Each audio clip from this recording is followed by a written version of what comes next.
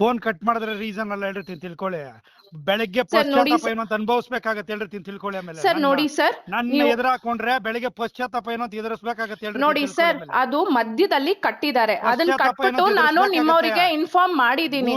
ತಿಳ್ಕೊಂಬೇಡಿ. ಆತ್ಮೀಯ ವೀಕ್ಷಕರೇ, welcome to ಆರಾಧ್ಯಾಸ್ TV. ನಾನು ನಿಮ್ಮ ಸುನೀಲಾರಾಧ್ಯ. ಬಂಧುಗಳೇ, ಅಟ್ ಪ್ರೆಸೆಂಟ್ ಈ ಕಾಲದಲ್ಲಿ ಪ್ರಾಮಾಣಿಕತೆಗೆ, ಸ್ವಾಭಿಮಾನಕ್ಕೆ ಕವಡೆ ಕಾಸಿನ ಕಿಮ್ಮತ್ತು ಇಲ್ಲದೆ ಆಗೋಗಿದೆ ಕಣ್ರಿ.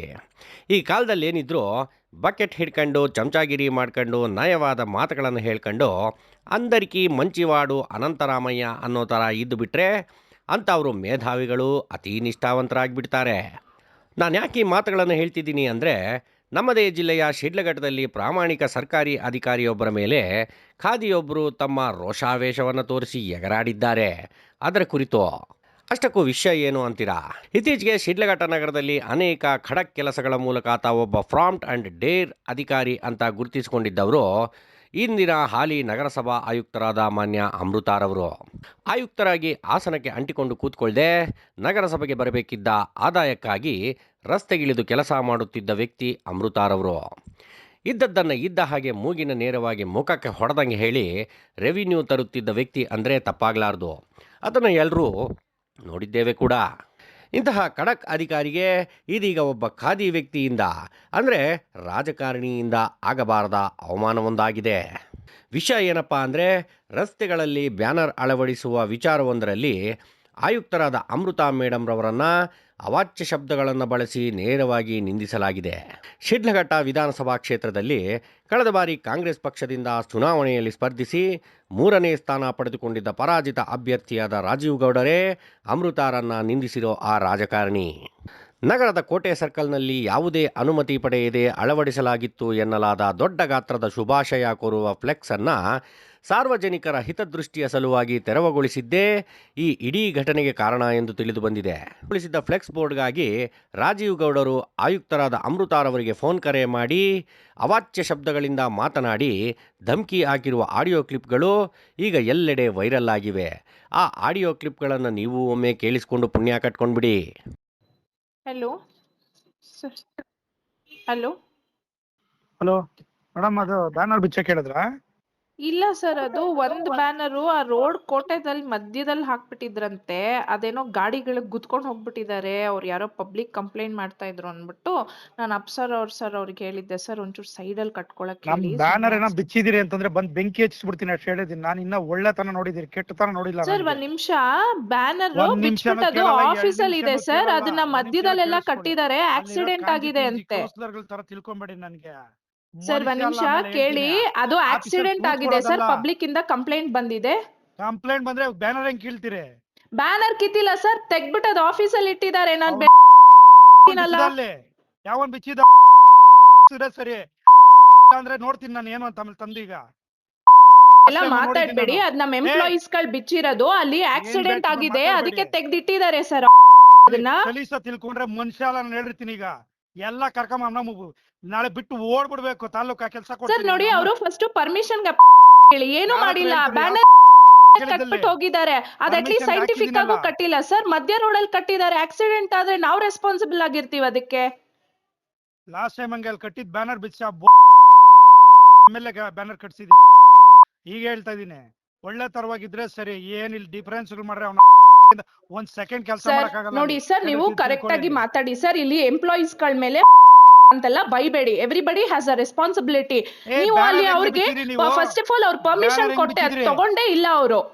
ಕಟ್ಟಿದಾರಲ್ಲ, ಪರ್ಮಿಷನ್ ಕೊಟ್ಟಿದಾರಲ್ಲ. ಯಾರು ಕೊಟ್ಟಿದ್ದಾರೆ ಸರ್? ಅಪ್ಲಿಕೇಶನ್ ಲೆಟರ್ ಕೊಟ್ಟಿಲ್ಲ, ಮಧ್ಯದಲ್ಲಿ ಕಟ್ಟಿದ್ದಾರೆ. ಆಕ್ಸಿಡೆಂಟ್ ಆಗಿದೆ, ವಿ ಆರ್ ರೆಸ್ಪಾನ್ಸಿಬಲ್. ಏನಾದ್ರು ಆಯ್ತು ಅಂದ್ರೆ ನಮ್ಮವ್ರು ಜೈಲ್ಗೆ ಹೋಗ್ತಾರೆ ಸ್ಟಾಫ್ಸ್ ಗಳು. ಇರೋದ್ ರೆಸ್ಪಾನ್ಸಿಬಿಲಿಟಿ ತಗೊಳ್ಳಿ. ಅಲ್ಲಿ ಬೆಳಿಗ್ಗೆ ಬಂದ್ ಎಲ್ಲಾ ಕೌನ್ಸಿಲ್ ಎಬ್ಬರ್ಸ್ತೀನಿ ಜನನಲ್ಲಿ ಬಂದು ಹೊಡಿತಾ ಇದ್ರೆ ಚಪ್ಪಲಿ ಹೊಡಿಸ್ಕೊಬೇಕು ಸರ್. ಯಾಕೆ ಮಾಡ್ತಾರೆ? ಅಟ್ಲೀಸ್ಟ್ ಕಟ್ಬೇಕಾದ್ರೆ ಕೇಳ್ಬೇಕಲ್ವಾ? ಸರ್ಕಲ್ ಮಿಡಲ್ ಅಲ್ಲಿ ಕಟ್ಟಿದ್ರೆ ಯಾರು ರೆಸ್ಪಾನ್ಸಿಬಿಲಿಟಿ ತಗೋತಾರೆ? ಅದನ್ನ ಇದೆಯಾ ನಿಮ್ಗೆ? ಎಲ್ಲ 31 ವಾರ್ಡ್ ಏನೇನು ಸಮಸ್ಯೆಗಳಿದೆ, ಬೆಳಗ್ಗೆ ಎಲ್ಲಾ ವಾರ್ಡಿಂದ ಎಬ್ಬರ್ಸ್ತೀನಿ ದಂಗೆನ. ಬಂದು ಹೊಡಿತಾ ಇದ್ರೆ ಚಪ್ಪಲಿಲಿ ಹೆಂಗಿರುತ್ತೆ ಅಂತ ತೋರಿಸ್ತೀನಿ ಏನು ಅಂತ ಮನುಷ್ಯ. ಆಮೇಲೆ ಬೆಳಿಗ್ಗೆ 31 ವಾರ್ಡಿಂದ ಕರ್ಸ್ತೀನಿ.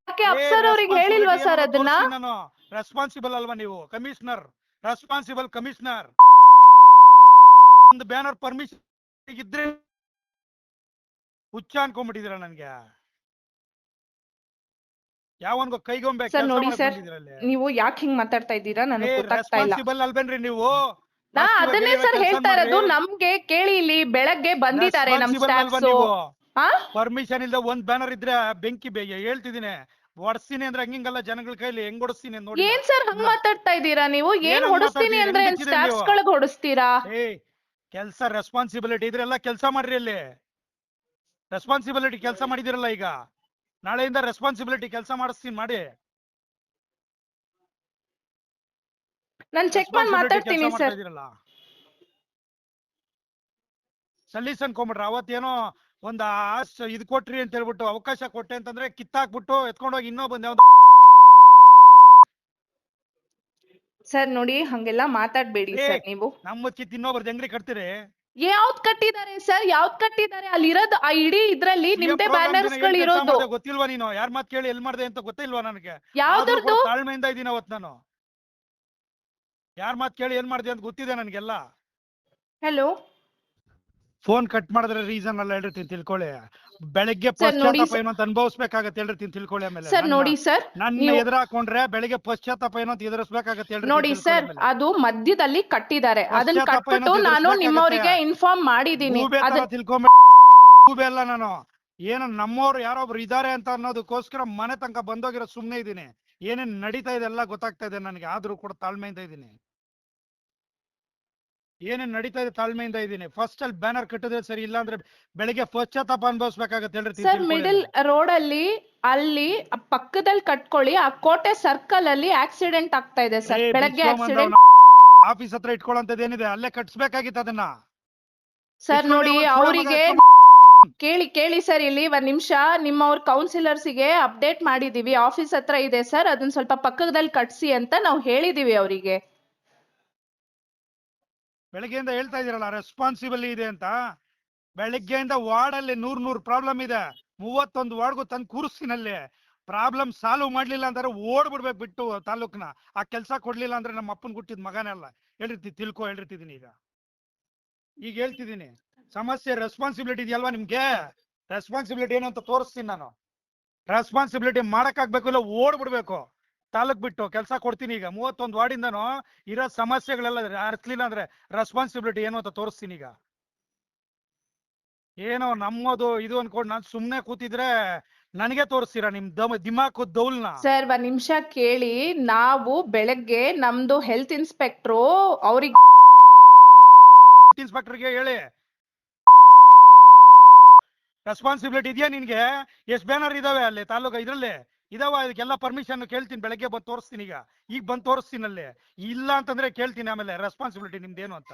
ಈಗ ತೋರಿಸ್ತೀನಿ ಏನು ಅಂತ, ಟೌನಲ್ಲಿ ಎಲ್ಲೆಲ್ಲಿ ಇದಾವೆ ಅಂತ. ರೆಸ್ಪಾನ್ಸಿಬಿಲಿಟಿ ಎಲ್ಲ ಹೇಳ್ತೀನಿ. ಎಲ್ಲ ಜನದ ಮುಂದೆ ಕರೆದು ಮಾಡ್ತೀನಿ ಅಂದ್ರೆ ಹಂಗಿಂಗೆಲ್ಲ ಮಾಡಲ್ಲ ನಾನು. ರೆಸ್ಪಾನ್ಸಿಬಿಲಿಟಿ ಏನು ಅಂತ ನಿಮ್ದು ಈಗ ತೋರಿಸ್ತೀನಿ ಬಂದು. ರೆಸ್ಪಾನ್ಸಿಬಿಲಿಟಿ ಏನು ಅಂತ ಅಲ್ಲಿ ಕಟ್ಟಿದ್ರೆ ಸರಿ, ಇಲ್ಲ ಅಂತಂದ್ರೆ ಹೇಳಿದ್ದೀನಿ. ಮನುಷ್ಯ ಅಲ್ಲ ನಾನು ಹೇಳ್ತೀನಿ ತಂದು. ಇದ್ರೆ ಬ್ಯಾನರ್ಗೆ ಎಷ್ಟು ಕಟ್ಬೇಕಲ್ಲ ಹೇಳಿ, ಫೀಸ್ ಕಟ್ಕೊಳ್ಳಿ ಸರ್. ಅದು ಫೀಸ್ ಮ್ಯಾಟರ್ ಅಲ್ಲ ಸರ್, ಅದು ಬಿದ್ದೋಗ್ತಾ ಇತ್ತಂತೆ. ಸೊ ಹಂಗಾಗಿ ಪಕ್ಕಕ್ಕೆ ತೆಗ್ದಿಟ್ಟಿದ್ದಾರೆ. ರೆಸ್ಪಾನ್ಸಿಬಲ್ ಅಂತ ಅದನ್ನೇ ಹೇಳಿದ್ದವರು ಪಕ್ಕಕ್ಕೆ ತೆಗ್ದಿಟ್ಟಿದ್ದಾರೆ ಸರ್ ಅಂತ. ಯಾಕೆ ಅಫ್ಸರ್ ಅವ್ರಿಗೆ ಹೇಳಿಲ್ವಾ ಸರ್ ಅದನ್ನ? ರೆಸ್ಪಾನ್ಸಿಬಲ್ ಅಲ್ವಾ ನೀವು? Commissioner, responsible commissioner. ಬೆಳಿಗ್ಗೆ ಹೇಳ್ತೀನಿ ಅವನು ಇದ್ರೆ ಯಾವನ್ಗೋ ಕೈಗೊಂಬೆ. ಸರ್ ನೋಡಿ ಸರ್, ನೀವು ಯಾಕೆ ಹಿಂಗ್ ಮಾತಾಡ್ತಾ ಇದ್ದೀರಾ ನನಗೆ ಗೊತ್ತಾಗ್ತಾ ಇಲ್ಲ. ರೆಸ್ಪಾನ್ಸಿಬಲ್ ಅಲ್ಬೇನ್ರಿ ನೀವು? ನಾ ಅದನ್ನೇ ಸರ್ ಹೇಳ್ತಾ ಇರೋದು. ನಮ್ಗೆ ಕೇಳಿ, ಇಲ್ಲಿ ಬೆಳಗ್ಗೆ ಬಂದಿದ್ದಾರೆ ನಮ್ ಸ್ಟಾಫ್ಸ್. ಪರ್ಮಿಷನ್ ಇಲ್ದ ಒಂದ್ ಬ್ಯಾನರ್ ಇದ್ರೆ ಬೆಂಕಿ ಹೇಳ್ತಿದ್ದೀನಿ, ಹೊಡ್ಸ್ತೀನಿ ಅಂದ್ರೆ ಹಂಗಿಂಗಲ್ಲ ಜನಗಳ ಕೈಲಿ ಹೆಂಗ್ ಹೊಡಿಸ್ತೀನಿ ನೋಡಿ. ಅಬ್ಬಾ, ಏನು ರೋಷ, ಅದೇನು ಆವೇಶ. ಈ ಆಡಿಯೋ ಕ್ಲಿಪ್ಗಳನ್ನು ಕೇಳಿಸ್ಕೊಂಡ್ರೆ ಫೈರ್ ಬ್ರ್ಯಾಂಡ್ ರಾಜೀವ್ ಗೌಡ ಅನ್ಬೇಕು ಅನ್ಸುತ್ತೆ ಸರ್ ನಿಮ್ಮನ್ನು. ನಿಮ್ಮ ರೋಷ ಆವೇಶ ಎಲ್ಲ ಒಪ್ಪೋಣ ರಾಜೀವ್ ಗೌಡ್ರೆ. ನಿಮ್ಮ ಪ್ರಾಸ್ಪೆಕ್ಟಿವ್ನಲ್ಲಿ ನೀವು ಮಾತನಾಡಿದ್ದು ನಿಮಗೆ ಮತ್ತು ನಿಮ್ಮ ಅನುಯಾಯಿಗಳಿಗೆ ಸರಿ ಅನಿಸ್ಬೋದೇನೋ. ಬಟ್ ಸಮಾಜದ ದೃಷ್ಟಿಯಲ್ಲಿ ಇದು ನಿಜಕ್ಕೂ ಆಕ್ಷೇಪಾರ್ಹ. ಒಬ್ಬ ಸರ್ಕಾರಿ ಅಧಿಕಾರಿಗೆ, ಅದರಲ್ಲೂ ಒಬ್ಬ ಮಹಿಳಾ ಅಧಿಕಾರಿಯೊಂದಿಗೆ ಕನಿಷ್ಠ ಸೌಜನ್ಯವೂ ಇಲ್ಲದೆ ಈ ರೀತಿಯಾದ ಪದ ಬಳಕೆ ಮಾಡಿರೋದು ಅಕ್ಷರಶಃ ಅಸಹನೀಯ ಸರ್. ರಾಜಕಾರಣಿಯಾದವರಿಗೆ ಸಂಯಮ, ನಡೆ, ನುಡಿ ಅನ್ನೋದು ಬಹಳ ಮುಖ್ಯವಾಗುತ್ತೆ. ಒಟ್ಟಾರೆ ಇಷ್ಟೆಲ್ಲ ವೃತ್ತಾಂತದ ನಂತರ ಇವತ್ತು ಬೆಳಿಗ್ಗೆಯಿಂದ ನಡೆದಂತಹ ನಿರಂತರವಾದ ವಿದ್ಯಮಾನಗಳ ಪರಿಣಾಮ ಶ್ರೀಯುತ ರಾಜೀವ್ ಗೌಡರು ಪೌರಾಯುಕ್ತರಾದ ಅಮೃತಾ ಗೌಡರವರಿಗೆ ಬಹಿರಂಗವಾಗಿ ಬೇಷರತ್ ಕ್ಷಮೆ ಯಾಚನೆ ಮಾಡಿದ್ದಾರೆ. ಮಾನ್ಯ ರಾಜೀವ್ ಗೌಡರೇ, ಕ್ಷಮೆ ಯಾಚನೆ ಮಾಡೋದ್ರಿಂದ ಖಂಡಿತವಾಗ್ಲೂ ನೀವು ಚಿಕ್ಕವರಾಗಿಲ್ಲ, ದೊಡ್ಡವರೇ ಆಗಿದ್ದೀರಿ. ಪಶ್ಚಾತ್ತಾಪಕ್ಕಿಂತ ಪ್ರಾಯಶ್ಚಿತ್ತ ಇನ್ನೊಂದಿಲ್ಲ ಎಂಬ ಮಾತು ಸಾಕ್ಷಾತ್ ಶ್ರೀಕೃಷ್ಣನೇ ಹೇಳಿಲ್ಲವೇ? ಹಾಗಾಗಿ ನಿಮ್ಮ ಈ ನಡೆ ಖಂಡಿತವಾಗ್ಲೂ ಸರಿಯಾಗಿದೆ. ತಪ್ಪು ಮಾಡೋದು ಮಾನವನ ಸಹಜ ಗುಣ, ಆದರೆ ಅದನ್ನು ತಿದ್ದಿ ನಡೆಯೋದು ದೈವತ್ವದ ಗುಣ. ಇನ್ನು ಈ ಘಟನೆಯನ್ನು ಖಂಡಿಸಿ ಇಂದು ಜಿಲ್ಲಾ ಕೇಂದ್ರವೂ ಸೇರಿದಂತೆ ಜಿಲ್ಲೆಯ ಎಲ್ಲ ತಾಲೂಕುಗಳ ನಗರಸಭೆ ಕಚೇರಿಗಳ ಬಳಿ ನಗರಸಭೆಯ ಎಲ್ಲ ಸಿಬ್ಬಂದಿ ಪ್ರತಿಭಟನೆ ಮಾಡಿದ್ದರು. ತಮ್ಮ ಒಬ್ಬ ಅಧಿಕಾರಿಗೆ ಈ ರೀತಿಯ ಅವಮಾನಗಳಾದಾಗ ಮತ್ತು ಸಮಸ್ಯೆಗಳಾದಾಗ ಈ ರೀತಿ ಒಗ್ಗಟ್ಟನ್ನು ಪ್ರದರ್ಶಿಸಿದ್ದು ಬಹಳ ಸ್ವಾಗತಾರ್ಹ ವಿಚಾರ. ವೈಯಕ್ತಿಕವಾಗಿ ನನಗಂತೂ ಬಹಳ ಸಂತೋಷ ಆಯಿತು ಈ ಬೆಳವಣಿಗೆ ನೋಡಿ. ನಿಮ್ಮ ಈ ಒಗ್ಗಟ್ಟಿನ ಹೋರಾಟದ ಶಕ್ತಿ ಬಹುಶಃ ನಿಮಗಿಂದು ಗೊತ್ತಾಗಿರಬೇಕು. ಸೊ ಈ ರೀತಿಯ ಇನ್ಯಾವುದೇ ಸಮಸ್ಯೆಗಳು ಬಂದರೂ ಇದೇ ರೀತಿ ಒಗ್ಗಟ್ಟಿನಿಂದ ಹೋರಾಡಿ. ಒಗ್ಗಟ್ಟಿನಲ್ಲಿ ಬಲವಿದೆ, ಹೋರಾಟಕ್ಕೆ ಫಲವಿದೆ. ವಂದನೆಗಳೊಂದಿಗೆ ಸುನೀಲಾರಾಧ್ಯ.